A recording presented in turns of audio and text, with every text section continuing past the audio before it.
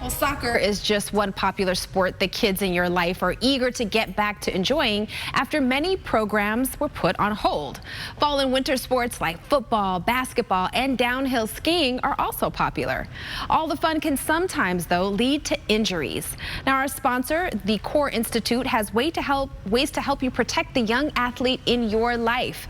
And we are joined by Dr. William Kesto, an orthopedic surgeon. Thank you for being with us. Good morning, Tati. Thank you. Well, football season is well underway. What types of injuries might kids encounter while playing and even at practice? Football, the two biggest injuries are shoulder and knee.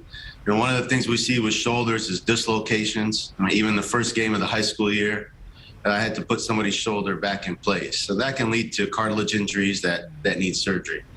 For the knee, it's a lot of cartilage, meniscus tears, and the ACL ligament. And the biggest thing for parents to look for is a big swelling of the knee joint, or if the athlete can't put any weight on it, and then it's time to come and see us and get evaluated. Wow. All right, so now let's talk about basketball, which is popular for both boys and girls.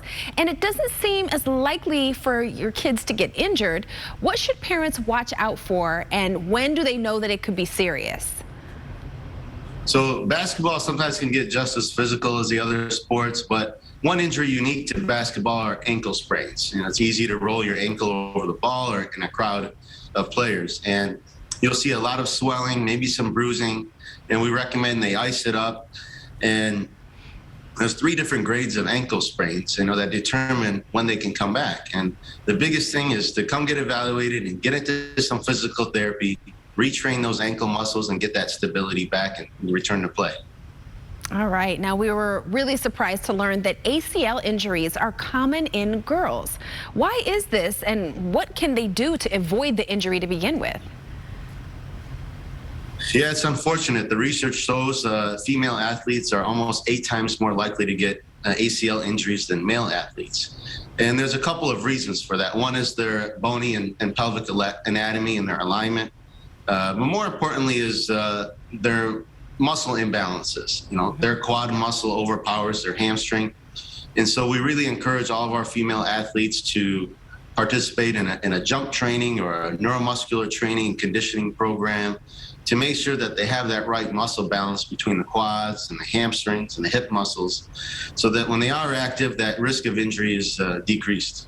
Okay, all those little things work together. Now, I've got another one for you, Doctor.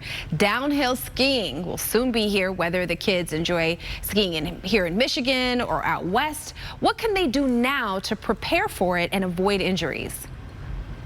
Well, first and foremost is the proper equipment. That's the big thing with skiing. You want to make sure that your skis, your bindings, your snowboard is appropriate for your level of skill.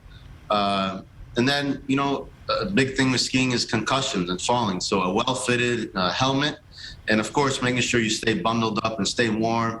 As we know in Michigan, the weather can change anytime, and I'm sure that's the same out west. Yeah, that's very true. So now, finally, how can Core Institute help young athletes? Well, Core Institute, we treat all orthopedic, musculoskeletal, and spine injuries. We have in-office X-ray, casting, physical therapy.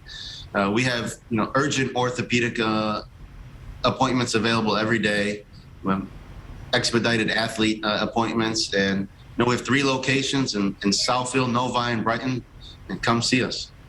Dr. Kesto, thank you so much for joining us this morning and for the great information. Thank you, Tati. To learn more about the Core Institute, the services they offer, and how their doctors can help you or a loved one, visit the website, thecoreinstitute.com. Again, it's thecoreinstitute.com.